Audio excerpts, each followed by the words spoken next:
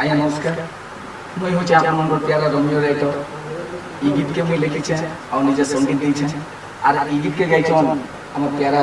जसवंत दादा और इति स्पेशल एडवाइजर अच्छा मोर भाई सुनील सिन्हा और इति प्रोड्यूसर अच्छा मोर काका आदित्य नंद और ई गीतटा डेडिकेट करा है मोर प्यारा भाई सुजीत सिन्हा के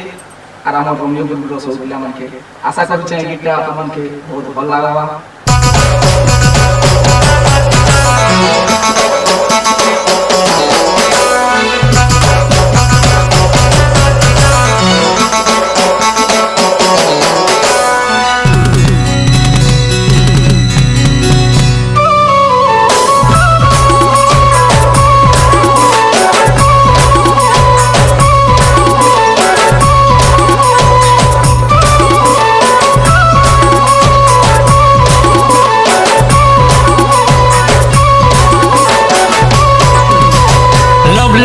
लव करुछे हारे मीना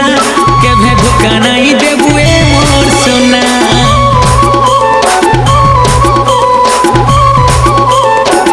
दिल दिल दिल दिल दे छे तो तेरो मीना तोर लगी बिसाजी छे पागल दीवाना लव लव लव लव करुछे हारे मीना केभे धोखा नहीं देबुए मोर सोना तेरे बिना नहीं जीना रो रो के मर जाना तेरे बिना नहीं जीना रे तेरे बिना नहीं जीना रो रो के मर जाना तेरे बिना नहीं जीना रे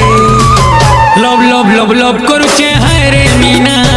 केभे धोखा नहीं देबुए मोर सुना दिल दिल हाय रे मोदी तोर लगी साजी छे पागल दीवाना।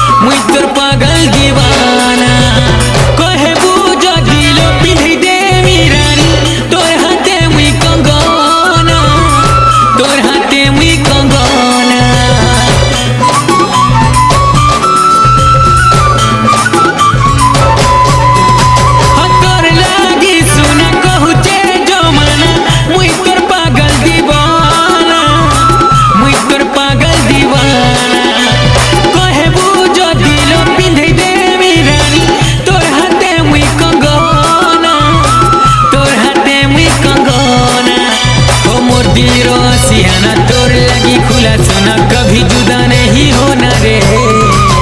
मोर दिल रो सियाना तोर लगी खुला सोना कभी जुदा नहीं होना रे लव लव लव लव करुछे हाय रे मीना मीना केभे धोखा नहीं देबुए मोर सोना दिल दिल दिल दिल दे छे तो तेरे मीना तोर लगी बिसाजी